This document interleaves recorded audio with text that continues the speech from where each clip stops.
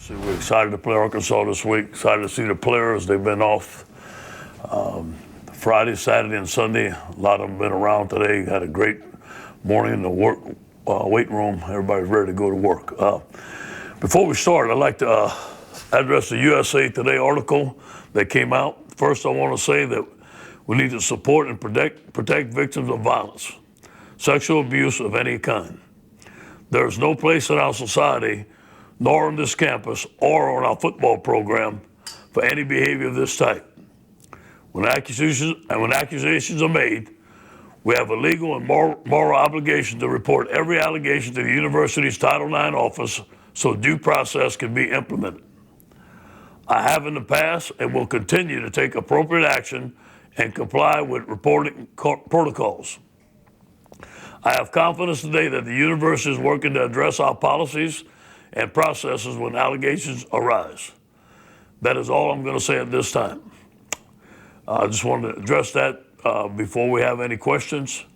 Obviously, I think that Coach Sam Pittman has done a tremendous job with his football team. His coaching staff ought to be commended. They're a completely different football team. They're a darn good football team. They play with great fundamentals. They play with energy, and this is going to be a big challenge for us to go on the road and to beat Arkansas at home.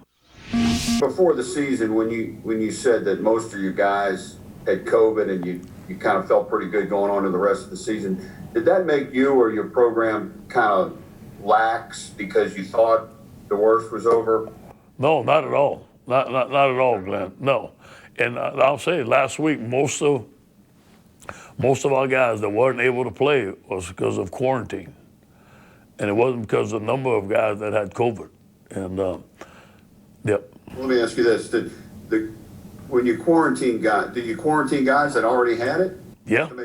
Yeah. That was the protocol. Right. That was the protocol. And obviously there's different opinions on that, but I'm not a doctor, and they make the rules. You know, TJ has taken the first team reps. Max hasn't practiced for a week now. We're going to let him get back. And we're going to see who's the best guy available. Right now, it's probably going to be TJ unless Max come on and have a great game, a great week. And but we're probably going to play both of them in the game. First game we got on our network that day is Arkansas and LSU. That follows, Nation. Arkansas hasn't won this rivalry since 2015. They got a good shot potentially at doing that Saturday in Fayetteville. Tigers come in having not played their last game against Alabama Saturday. Hogs did play, but they gave up 63 to Florida. While each team struggled in their last game they did play, each head coach knows what the opponent is capable of. I think they're a physical team. They're a young team. You know, they lost a lot of great talent on that team, but obviously they've recruited exceptionally well there. And they have LSU written all over them. Big, physical. They're big on both sides of the ball. They're a completely different football team. They're a darn good football team. They play with great fundamentals. They play with energy, and this is going to be a big challenge for us to go on the road and to beat Arkansas at home. Coach, first of all, thanks for being here. And the question you've been asked by too many people, but how are you feeling? Paul, it's always my pleasure to be on your show. I'm feeling great. You know, I was very fatigued. My lower back hurt. It worked its way up to my shoulders. I was very fatigued for maybe 3 or 4 days last week and feeling so much better now. And I think getting back with the players and the staff certainly helped that. We had Dan Mullen on the other day, and you know he's gone through a similar experience with COVID, but he made a very interesting distinction. He said while he was at home, his team was not playing. He said he could not imagine what it was like for you to be at home while your team was thousands of miles away. What was it like? It was hard. I mean, it really was. You know, you felt helpless, especially when, you know, we got down. Certainly wanted to be with the coaches and with the players, but you do. You felt very helpless, and certainly like you're not having any input in the game. Obviously, we did before the game started, but you know the 90-minute rule and all those things. So I was just being at home, being a spectator, being a fan at that point. It just seems like, however it ends up, and I know you're a fierce competitor, you want to finish strong. It just feels like this has been such a great liftoff for your program. I mean, you've been mentioned by everyone for SEC Coach of the Year, and it looks, it's hard to imagine you not winning. I mean, I realize it's not complete yet, but how will you ultimately define your first year? Well, I think it's going to be defined about what the players say about us. We obviously have won 3 games and certainly played a close Auburn game as well. But I think it's going to be how our players feel about us. I think we'll be defined a little bit, Paul, about the 10, 11 seniors that we have. If they're not highly on the NFL draft board, if they'll come back and play for us, I think that'll define a lot for how our kids feel about our program. Looking ahead tomorrow, LSU and Arkansas. We've already covered the game with Sam Pittman. Now Matt Stinchcomb joining us, part of the broadcast team for that. Matt, welcome back to the program, and let's start there. What a weird game in terms of juxtaposing what happened last year versus this year, how different these two teams are. A lot of people think Arkansas can win this game. Yeah, when you looked at it, it looks like they're pretty evenly matched based on what we've seen so far this season. Now, the question will be, as we learned, and it was kind of tenuous up until, a couple of hours ago, whether or not we knew for a fact that this game was even going to happen. What do these two teams look like on the field of play? Because we know that the coaches are somewhat obtuse as far as informing us who's available and who isn't. But the expectation is that Arkansas, of course, won't have their full complement of players. It would have been interesting to see this game if both teams were at full strength. Excited to see it regardless, because when you think, as you just kind of alluded to, year over year, a 42-point dog last year in that Arkansas game versus LSU, and they ended up getting beaten pretty badly, not by that much. And the idea at the beginning of this week they were even favored for a time were the Razorbacks. That's the difference in season over season comparison in the trajectory of the respective programs. A lot of, I think, enthusiasm, a lot of positive vibes around that Arkansas team, especially with the return of their leader in Sam Pittman and the way that they've been able to play this season so far in their 3 victories. Matt, Coach Pittman was with us a couple hours ago, and he said one of the things that he feels like he's done most correctly was putting a good staff together, which is always tough for a first-year coach. But as you look at Arkansas, and I know you have many times, what do you see in terms of last year versus this year? A different coach, different quarterback, a lot of different players as well. Outlook, effort. I mean, these guys are playing incredibly hard.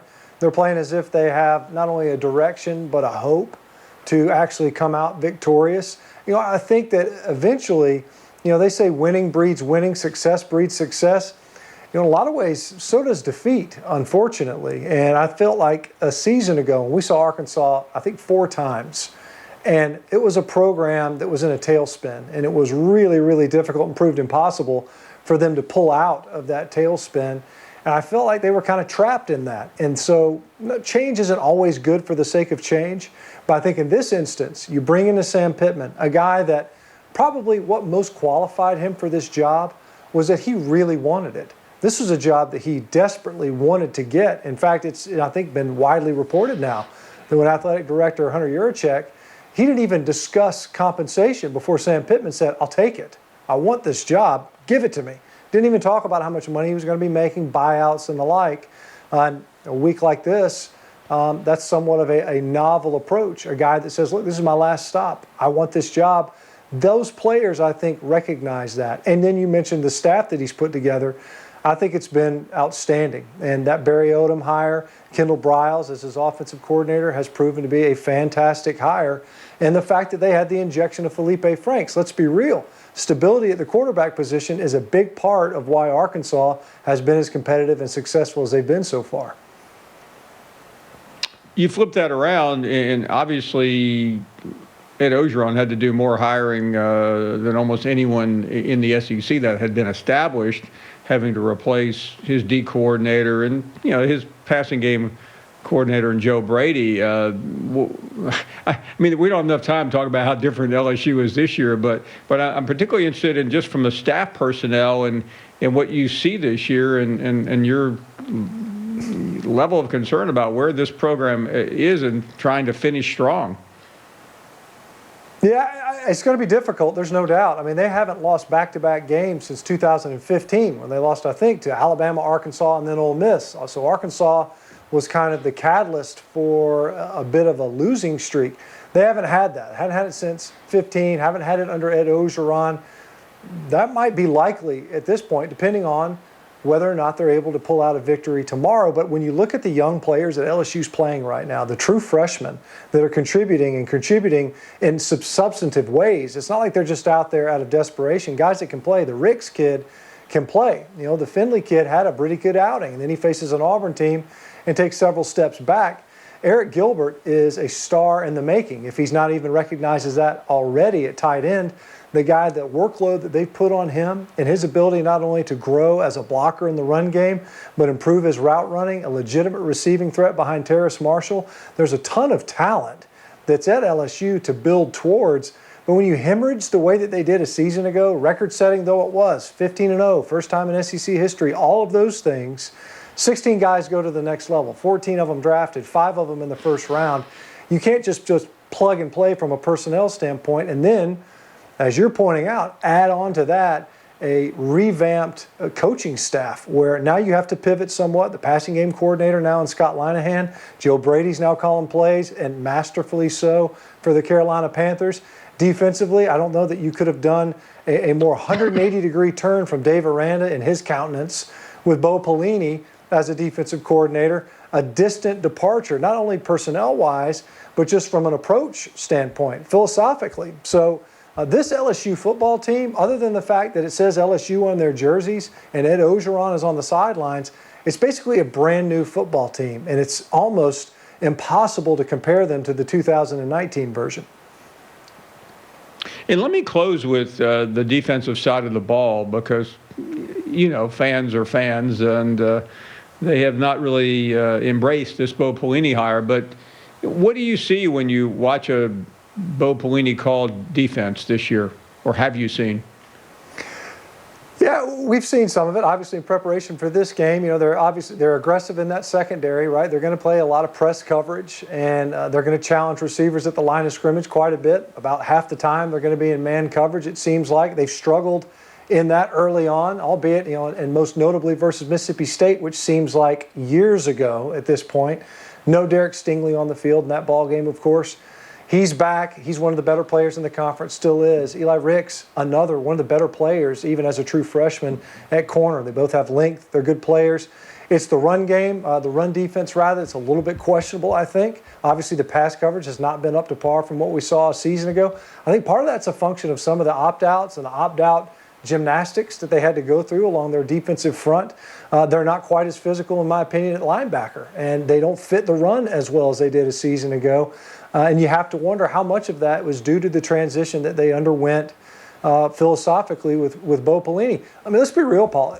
This whole season has been somewhat anomalous defensively, not just specific to LSU, but across the conference, where offenses are far and away dominating the defensive sides of the football. And then you couple the fact that you got a lot of new faces playing on that defense and a new coordinator. It's somewhat unsurprising, at least at this point. It would have been shocking coming into the season to see LSU performing the way they are defensively. Let me get to what may be the most competitive game of the weekend, and that's LSU and Arkansas. Last year, I believe LSU was a 42-point favorite. This year, they're expected to win, but in a very tight one. What happens? Isn't it amazing what a difference a year makes, as you mentioned? I mean, the way we felt about Arkansas is kind of the way we feel about LSU this year. I mean, they're an absolute mess. And I asked you the question, who do you trust more? If you're asking me that question, I trust Arkansas more right now. I mean, LSU looks terrible in the secondary. They look as poorly coached right now as what Arkansas did last year at times. And so we're watching Felipe Franks take strides offensively, throwing the football better. He's got a nice running game with Traylon Smith and Rakeem Boyd. So I just think there's going to be less errors made on both sides of the ball for Arkansas than there will be for LSU. LSU may have the better athletes. LSU may be able to look good getting off the bus. But for me, I'll take the better coached team, the more disciplined team, the team that plays their assignments.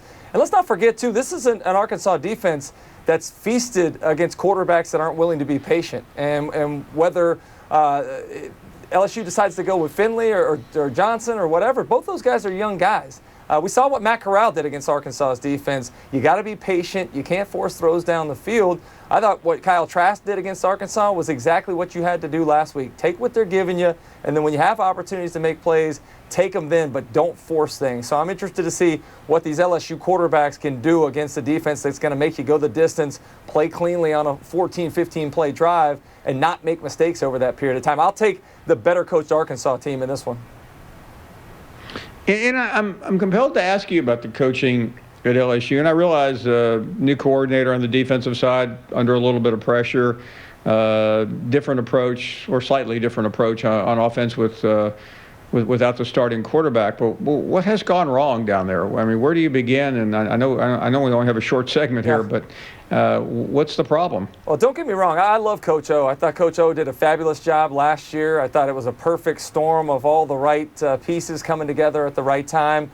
Let's not forget, I mean, all the guys that they lost that are now playing in Sundays, it's pretty difficult to replace. And I think those that thought it was going to be a not miss a beat, next guy up mentality was very naive about what it takes to be successful in the SEC.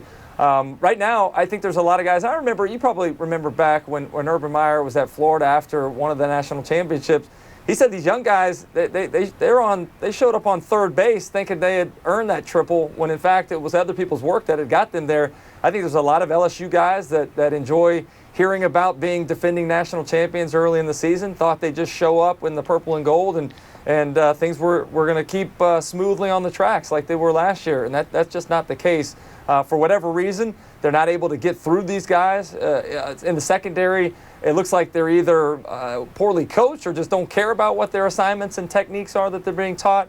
But at the bottom line, at the end of the day, it doesn't matter what the deal is. You as a coach have to find the guy that's willing to play the way he's coached. That's the oldest coaching mantra from John Wooden as all. You know, the coach is the bench is the coach's greatest ally. If those guys aren't going to play, I don't care how athletic they are. You got to find somebody that's willing to go in there and play their assignment. So I'm interested to see if this time off for LSU has allowed them to identify guys that are going to play the way they're coached. Quick, one, Arkansas hosting LSU. We know LSU's won 4 in a row against Arkansas. What has to happen for Arkansas to break that streak? We know these two teams look drastically different than each has in recent history.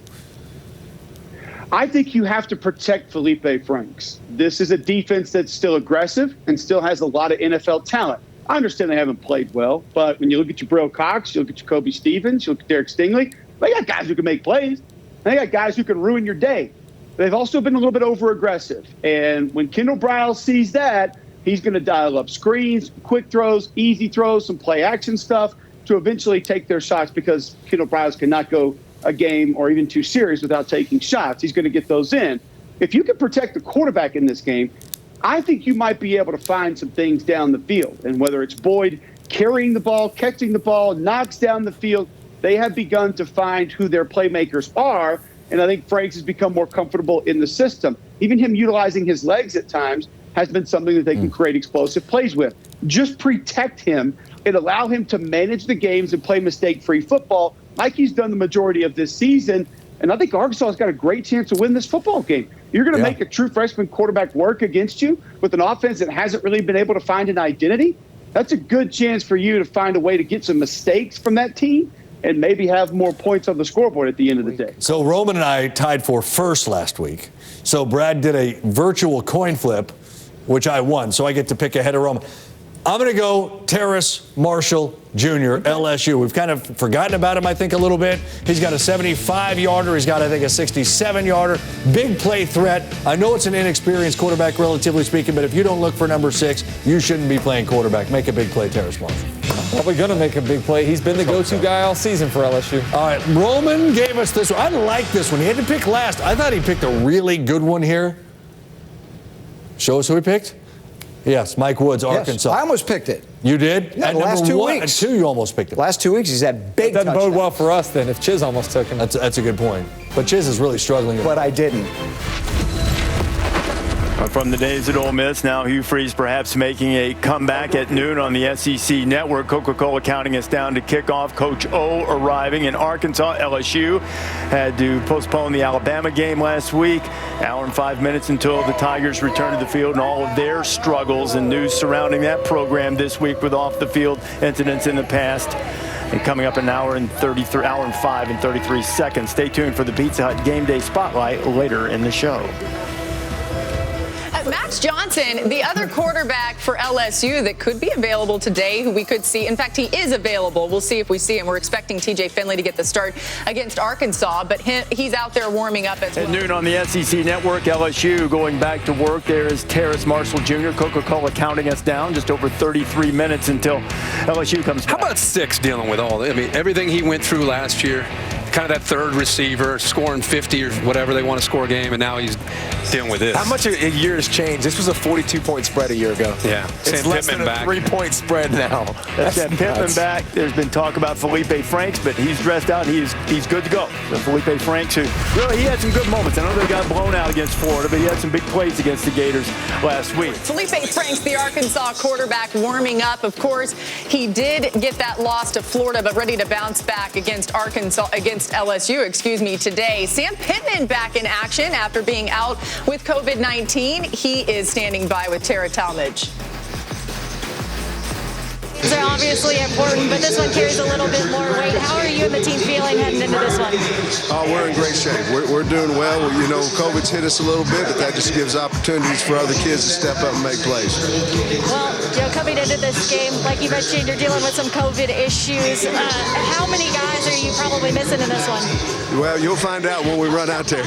Well, you got Felipe Franks in there for you. He's been consistent for you all season. How confident are you in him? Very. Yeah. I mean, he's put us on the map. We're going to put a little extra weight on him today, see if he can't pull us a victory. All right, Coach, thank you. Thank you. All right, guys, so that's that. Here's Baby Reese going to pick this Arkansas LSU game. Let's see what she's going with. Oh, man. All right, decision time. This is really intense. Wait. Did she pick LSU? She have LSU? I don't know. All right, she likes LSU right now. Oh, no. Arkansas's getting back in the mix here. Baby Reese, what are you doing? What are you doing, girl? Who'd you pick? Oh, hello. Oh, wait. All right, I still don't know who she picked, guys. I'm not totally sure. Tim, who did she pick? What are we going I think with? she's still evaluating, honestly. She's waiting till the last second, all right? She's trying to get as much information. She's evaluating Sam Pittman, their health, all the COVID. That's why she's just waiting. She's evaluating everything. She still hasn't made her pick yet. If I take that at face value, it's going to be a triple overtime, and who knows what's going to happen, right? I mean, she's going back and forth. It's going to be one of those Buffalo Wild Wings. They got to hit the button.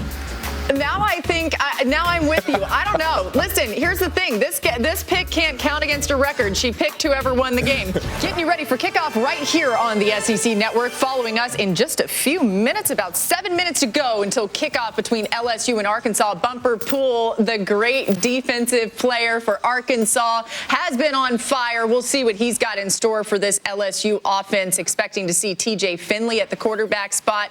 What can they bring to the table? And let's get to LSU and Arkansas. We're about a minute away from kickoff. Who are you taking in this one, Jordan? I'm going to take Arkansas. Look what they did against Ole Miss in stopping the lanes of the RPO with safeties, with linebackers pre-aligned. So I think Arkansas has a good defensive plan, and I think they slow down the run as well. Come on in, Jordan. Bring it to the bandwagon, baby. Arkansas, we rolling, baby. Bring it on in, baby. Come on. Yeah, I'm going Arkansas. I'm not necessarily on the bandwagon, but I do think they're going to win this game. I think it's going to be competitive and close, but I also think it's because of the running game. LSU just can't defend the run. I think Arkansas takes advantage of that. Come on. Woo Pig Suey bandwagon apparently here on SEC Nation. We'll see what happens. That game kicking off in Fayetteville right now. We'll see you next week. LSU and Arkansas trophy game, Trey. They play for the boot. Who wins it? Arkansas. The coach that recruited me to go to Oklahoma, Coach Crutchfield, coached there last year. So I got a little bias towards Arkansas, so I'm going with Arkansas. That's a good pick. I think Arkansas will get the boot. Don't forget, LSU didn't play last week because of COVID issues. I like Arkansas in this game, David. I still can't believe last year they were a 42-point favorite and now less than a 3-point favorite LSU. Shows you how much has changed. I'll take Arkansas as well. I trust them more to show up. Yep. And I think that this team, despite some setbacks, whether it's been COVID issues or some losses, they show their character. They just keep fighting. They'll fight today. I'm going with the Hogs, Coach. Great pick. Arkansas by safety. There's too much drama for the Tigers. Too much drama. Safety. We got the crowd going crazy here, Coach, with the picks. The band here is loving it. And that's Nathan Perotti. It's back deep for the Razorbacks. Crazy not to see Davion Warren back there, one of the best specialists in the country that tore his ACL in Gainesville last week. Wishing him well and a speedy recovery as we're underway in the battle for the Golden Boot, and the Razorbacks get it first in this 66th meeting. You see Torian Carter to the left and Mateo Soli to the right, and Marshall gets in the backfield. It's third down. That is a staggering number. They did have a 3-and-out, though, the first time, forcing one. This time, on first down, that's been the problem right there. Mike Woods from their own 8. 3 very quick drives on offense. See if Kendall Briles tries to establish the ground game. Instead goes back to the air, and he goes to his tight end, Blake Kern. For them, so that they can jump into the tempo offense. Otherwise, they're just trying to get conversions more ploddingly. Franks wide open. It's Burks. Somehow got lost in that LSU secondary. Touchdown.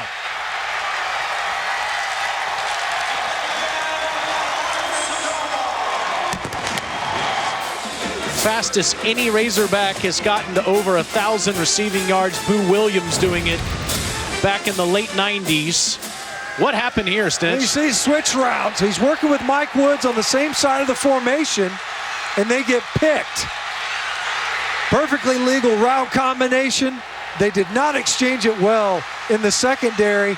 And then you got 2 broken tackles, Cordell Flott and Todd Harris.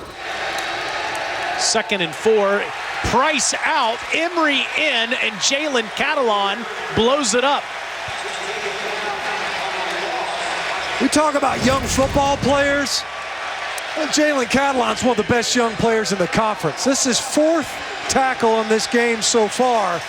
This one for a loss. True freshman. Back to the ground. Davis Price, maybe a yard. Under any circumstances, much less with COVID interruptions. Emery will get a handful, and we were really close to this game not happening either. Let's see if that ball came out late. It certainly did, as Fouché has the football. But the initial mark is that Emery was down.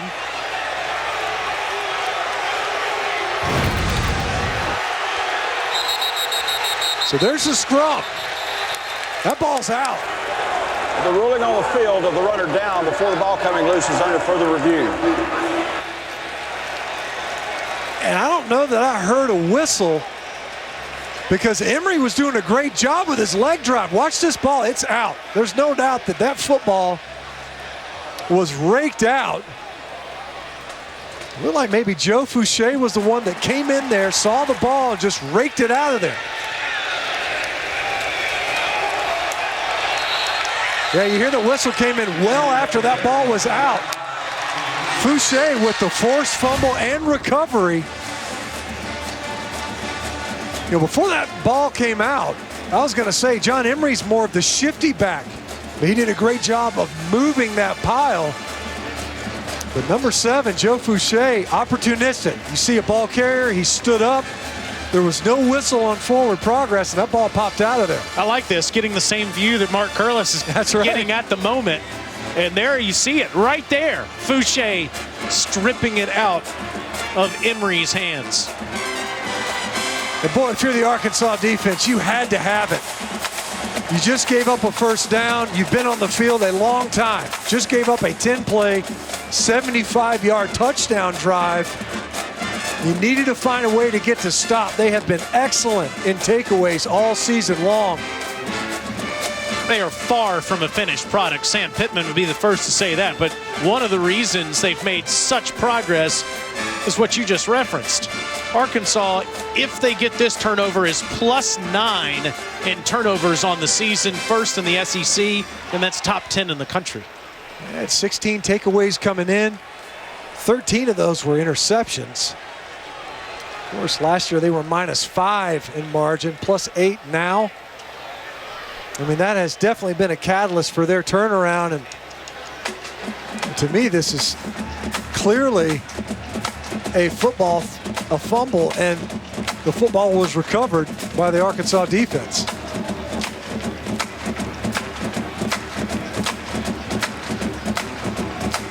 So I'm sure Mark Curlis is trying to figure out where the football will be possessed for Arkansas. After further review, although the ball was clearly fumbled, there was no clear recovery of the ball, so the ruling on the field stands. Oh, wow. I don't know how that's possible. And if you're an Arkansas fan, you're going, not again. Not again, because this is the end of the Auburn game. No clear recovery. Joe Fouché, number 7, for Arkansas, comes in, rakes this ball out. There's no clear recovery. I don't know how that's possible. Look who comes out of the pile with the football. It's clearly Arkansas's ball. I don't. That's a really bad call. I mean, there's no other way to describe it. That's a clear recovery by the defense right there. I have no idea how that could have been arrived upon as no clear recovery.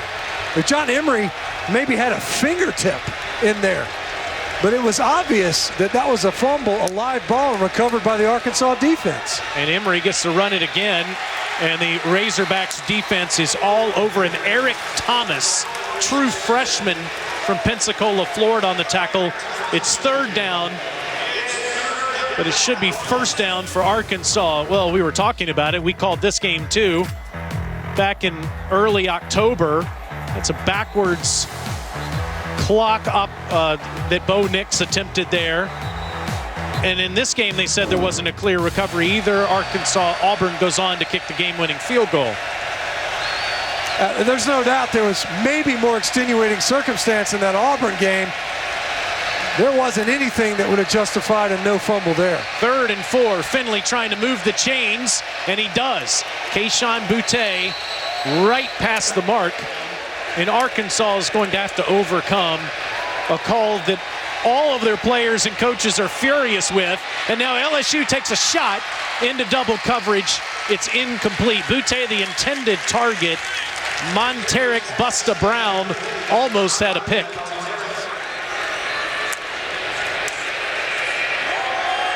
Finley, and that's a laser to Marshall into Arkansas territory. Another ball comes out, and this one is given to the Razorbacks.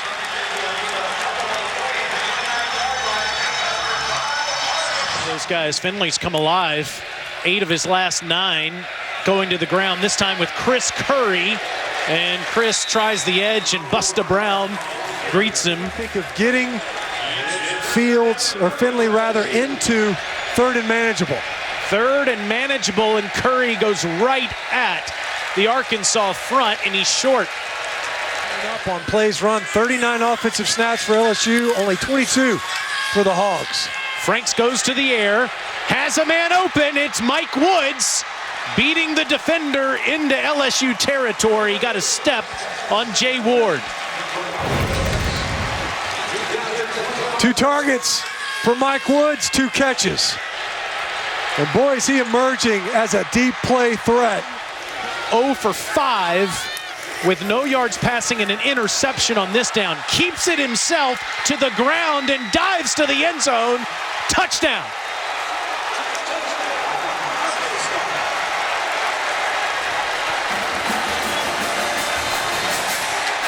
How about that for an answer? by the Razorbacks. You get a turnover that goes the other way, your opponent scores, you get a couple of big plays, and then your quarterback sells out. Superman into the end zone. What an effort by Felipe Franks. Does he get the ball over the line before his elbow makes contact? Yeah.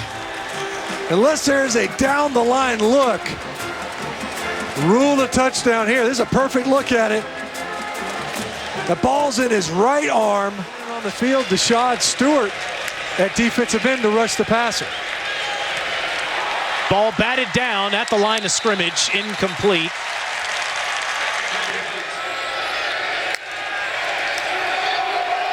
Davis Price again, being patient, but nowhere to go. Catalan there for the tackle. Empty backfield. Finley is going to be short. It's bumper pull and Grant Morgan.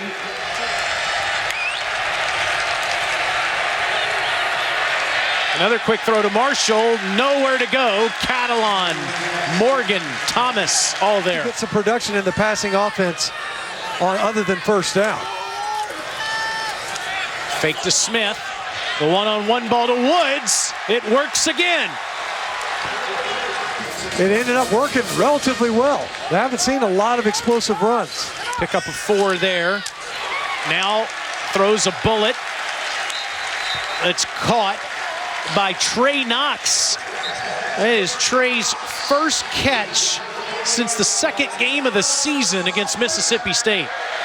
Only the second target for him this game. It was picked off last time. Frank's trying to find some rhythm. Deep ball. Got it! Woods to the 1. How about the time that Felipe Franks had to deliver this ball? And once again, Mike Woods.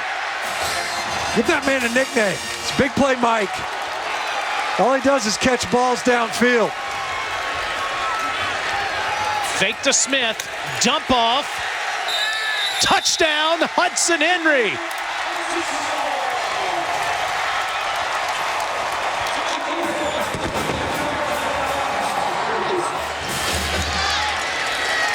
It's been the longest drive of the day for Arkansas, 5 plays.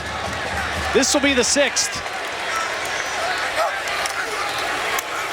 Traylon Smith, touchdown.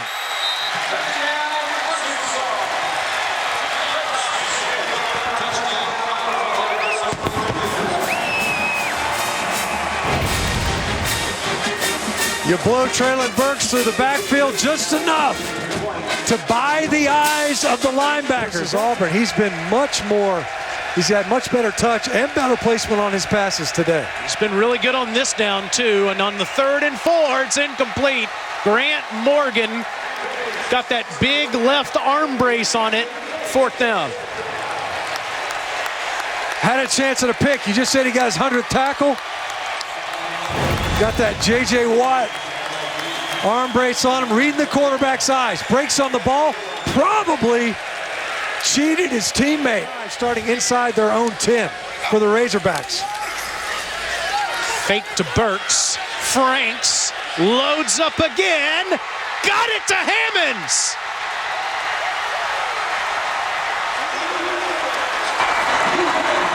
End of the 3rd quarter. Of course he did. It was first down. It's been a magical down all game long. How about this? You're backed up inside your 10. Look at that. Hangs in there, takes a shot, delivers a strike. And the Hogs, man, running like a scalded dog through a one-light town. And Rakeem Boyd being unavailable. 2nd and 5, and here is Hammonds on the ground with a big gain inside the 20, inside the 10, and down near the 6.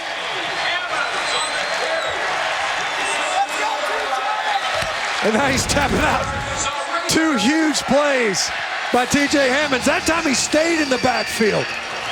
And he's able to get outside, capture the edge, and show his speed. 22-yard field goal by Reed sneaks in there, and Arkansas's lead is 4. One drive was stymied by the holding penalty. Otherwise, they were moving it. Ty Davis-Price doesn't get much. About 80 yards of offense. Crazy that Arkansas leads this game, looking at that last graphic, as Franks takes off on an option keeper.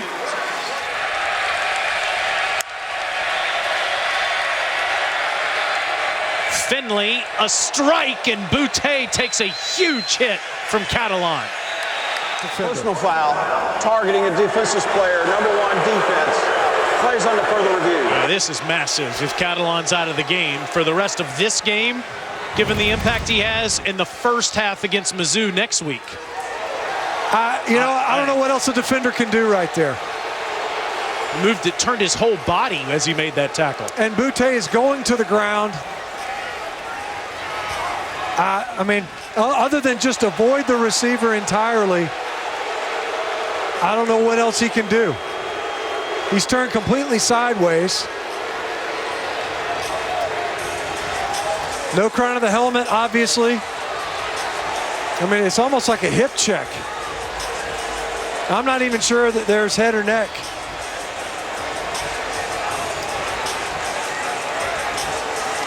Nah, I mean, I get why the flag comes out, because you allow the replay official to officiate this entire call. They start from the beginning. There is no confirmed or stands. It's either targeting or it wasn't. Or stands, rather. It's either confirmed or it's not. Incredibly, he held onto the ball. That's a great point. But I don't know how that could be targeting.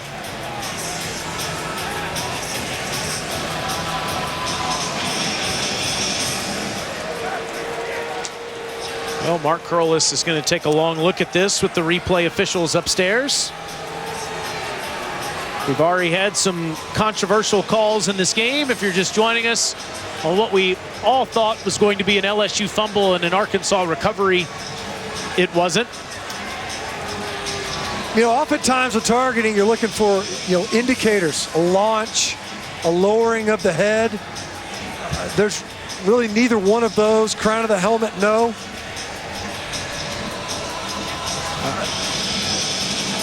Catalan has a career-high 16 tackles in this game.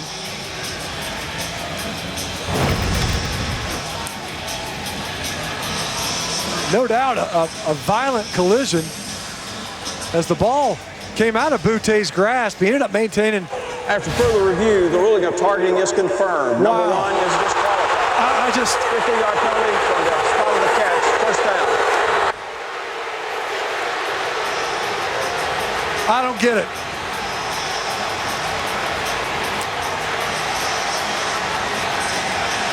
So Jalen Catalan has to miss the rest of this game, and he'll miss the first half of next week's game against Mizzou. The only thing that I could think with that Mark Curlis and the replay officials are looking at is the player defenseless?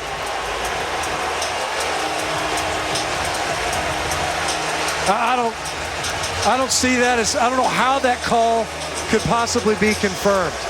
And I also don't know how you can play defense if you're not able to make a play that looks like that. He turned his entire body sideways. And I didn't even see head or neck contact. LSU with the ball at Arkansas's 36-yard line with 6:40 and counting.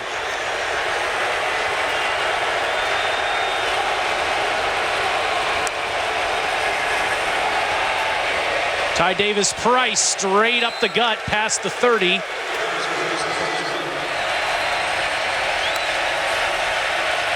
Davis-Price wearing that Razorback turf gets a yard.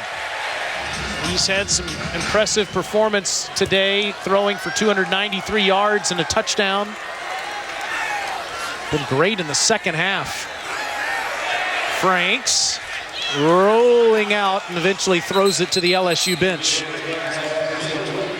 Jabril Cox was back there in the backfield, forcing Franks to throw that incompletion. We've seen Franks in this game You think back to the red Personal zone. foul, tripping number 22 offense. Half the distance to the goal from the previous spot. Replay, first down. Traylon Smith called for tripping, and that is a big call. This is a sprint out play from the jump, designed for Felipe Franks to sprint to his right. It's just kind of like a turn protection up front. The lineman just kind of turn, and watch Traylon Smith right there. I mean, the kid's going for a cut block and he rolls over on his back. I don't know. Franks will dump it off to Smith. And he'll get close to the original line of scrimmage. Dwight McLaughlin knocks him out. What a huge penalty. I don't know how that's tripping. But regardless, able to chip back with the screenplay. They do. They get it back 2nd and 10. Now Franks.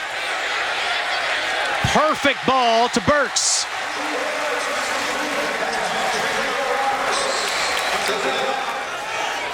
Checked by Flott.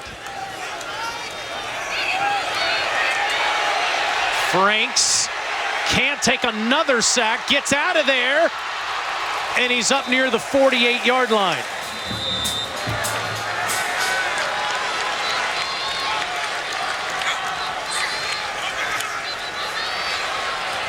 Underneath, first down to Smith.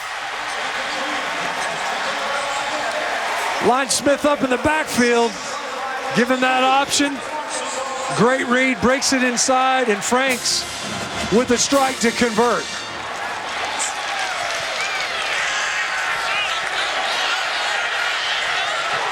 Again, an open receiver. It's Tyson Morris for the first time today. So he's able to make that play.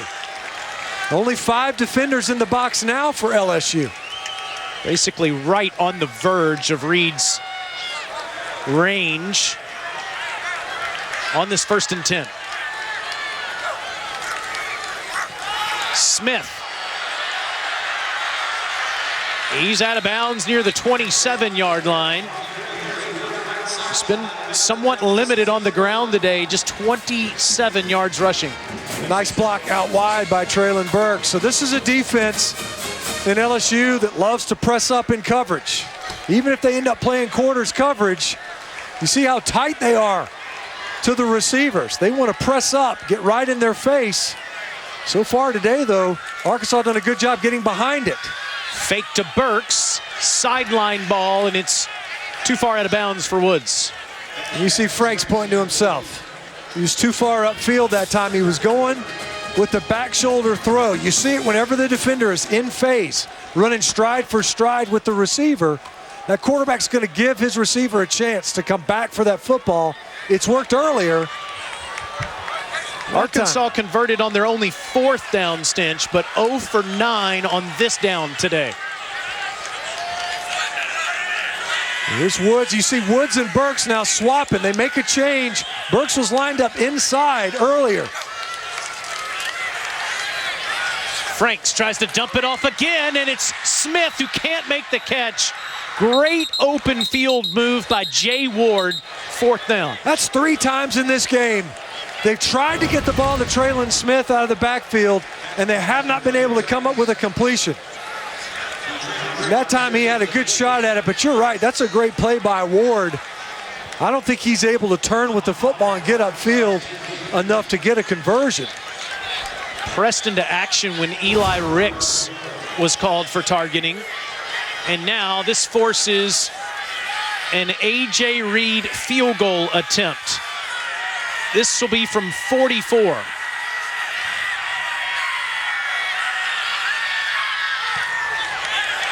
And it's a knuckleball that's partially blocked, no good. LSU almost blocked the point after attempt earlier. They narrowly missed it then, and it's off the edge. The edge runner got a piece of that kick by A.J. Reed and never had a chance. Great defensive effort by LSU and the special team to get a piece of that kick. I mean, given the distance it traveled, Taylor, even after it getting blocked, you'd like to think it's got a good chance. That's Jay Ward. It's Jay Ward again. The back-to-back plays by Jay Ward. He was picked on. How about the Battle of the Boot? LSU, Arkansas, 4:07 left in the fourth quarter. TJ Finley got the start for the Tigers, finds Jared Jackson. Miles Brennan out for the rest of the season with an injury. The true freshman quarterback, he looked good. He looked comfortable, surveying the field, working his progressions. 271 passing yards for TJ Finley. All right, Arkansas down 27-24. Felipe Franks looks to lead them to a win, 4th and 3. Complete to Traylon Smith for the first down, big completion. If you're an Arkansas fan, look, you might not win all your games, but this is a much improved Arkansas team that has been in every game. All right, a chance. College kicker situation. A.J. Reed. Ooh, that didn't look good off the foot at all. Little short. 5th straight year, LSU gets to win that boot. 27-24. Trophy game. The final. Back, good to have you with us. LSU taking on Arkansas. They've won 4 in a row against the Razorbacks. That means the Golden Boot has not left Baton Rouge in that stretch, but Felipe Franks hadn't been around for that. Traylon Burks, 65 yards to the house. Oh, Roman took the wrong Razorback. Took the wrong Razorback for Saturday's stud. How many times have we seen this, Roman? Every week. Every week for LSU. They still haven't figured it out yet. Simply asking the question this week, who has the longest touchdown in the SEC? Traylon Burks would have won, for the record. TJ Finley. TJ Finley had a day, guys. Racy McMath open, good throw. Finley, touchdown LSU. I'm impressed with this guy. I'm going to tell you what. His command presence today, especially when the game was on the line, he threw some nice balls. Oh, Jabril Cox. Right place, right time. He's going to try to get into the end zone, but he's knocked out of the one. Huge play by LSU's defense. Again, there were some explosive plays they gave up, but they also played well at times today. Ty Davis-Price finishes it off. 17-7, 104 on the ground for Davis-Price. Ensuing Razorback drive. Here's some of those big plays you were talking about. How many times have we seen Mike Woods run that same exact route? 3 games in a row. Yeah. 3 games in a row. All you needed was a touchdown on one of these big plays. That's all I needed. That's right. Franks. Watch his cut. Oh, goodness. Now watch and then this. the Superman? Oh! For the team. Now, he tried that several times in the second half, but it was raining hard, and he continued to slip, but not here. Great effort. 6'6". That's what 6'6" gets you, right? Yeah, I wouldn't know. Touchdown. Bo Pelina not very happy right there. Sorry, you know 5'6" now. You don't. Oh, indeed. Felipe Franks. You know, why don't we go to Mike Woods? This is going to win it. If he scores, he's almost in. Who had Mike Woods? Would it be Roman? That'd be At the 1 yard line. Roman. Traylon Smith, touchdown. He punches in. So Arkansas takes the lead, 21-20. Now, fourth quarter, LSU down 24-20. Finley across the middle. Jalen Catalon with a big stick. Now, it's a shoulder to what contact? It's called targeting. The reason it's called targeting, Razorback fans don't want to hear it, because he hit him in the head and neck area. And from certain angles, it was hard to see. Some you could, but Catalon was indeed ejected. So where was he supposed to hit him? There was nothing he could have done. There was nothing different he could have done. That's the unfortunate truth there. Nothing he could have done. Finley to Dre Jenkins, 13 yards. That puts LSU ahead. Big drive right there, man. After 4 straight punts, they find a way to put a drive together to take the lead. And then Franks to Traylon Smith, first down. Arkansas in field goal range. Franks throws for 339, ran for 43 more. For the tie, A.J. Reed. Short. Why would it be short from 44, folks? Because Jay Ward came around and got fingertips on it. And LSU gets the win. 5th straight time they grab the Golden Boots. I think the biggest thing, as you guys don't already know, is time of possession. 41 minutes we had the football, and that allowed us to keep our defense fresh. I thought Zach Van Rosenberg had a tremendous game, pinning them deep. There was 0 of 10 on third down. It was a phenomenal job. And then we made the big plays at the end. I thought TJ did a good job. There's some things he got to get better. I thought Tyron Davis gave us a spark in the run game. He was physical, did the things that he needed to do. Overall, but just happy for the football team. We needed this one. You know, LSU had the ball the whole time. I think, you know, they probably looked out there and saw some new faces on the D line, and felt like they possibly could have a good running game on us, which, they did. I mean, they rushed for 150 yards, but we just didn't have a lot of consistency during the game, and we couldn't hand the ball off to the tailback and run the ball very well. And the bottom line is that's probably they could run it and we couldn't. And that's probably the difference in the football game.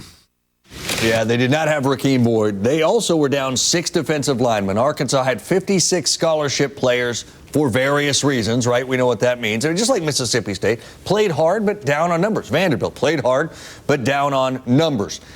But LSU, this was a different-looking team. They needed the time off, right? 2 weekends without football games. What'd they show you here? Well, I want to talk about the defense. I thought the defense, as we've discussed, has been much maligned this entire season. Today, forced 6 3-and-outs of the 13 possessions that Arkansas had, held Arkansas to 0 of 10 on third down. That's why at the time of possession was so different. Yeah. LSU had like 41, 42 minutes of possession, and it made it that much more difficult for any offensive flow for Arkansas. Sure, LSU gave up a couple deep balls, but I thought they played with much better alignment and assignment execution, and I thought they made some plays that we haven't seen them make over the last couple weeks. I like the overall game plan from the very beginning. The overall game plan, right? They went out there, they're down a few defensive linemen, Arkansas is. So they said, let's pound these guys. And Ty Davis-Price carried it 23, 24 times today for over 100 yards. That's how they kept the time of possession. But TJ Finley was the difference in the game. And I'll tell you where I was very impressed. Last drive to win the game, 10 plays, 67 yards, 2 big-time third down completions, including the one to Jenkins for the score. He had command presence. He wasn't rattled. He came back after a terrible game against Auburn the last time they showed out. And I was very impressed with him today, Roman. Yes, I like the perfect example of this drive that you're talking about. We'll give a little bit of substance to it, Chiz, is that they had one drive that they punted. They only had 12 plays for like 35 yards. Yeah. That is literally the definition of 3 yards in a cloud of dust. Right. And that was LSU's game plan all day long. They ran the ball. They worked in between the hashes, working on these linebackers of Arkansas in the zone. Eric Gilbert and TJ Finley definitely have connection. You can tell these two freshmen, they will be together for some many, many years, and they will continue to find success. I like how they worked in between the hashes, and they made the plays when they needed to the most, offensively and defensively, to get this win. One of the notes I would imagine coaches love, how do you do off of a loss? LSU is 12-0 under Ed Orgeron after a loss.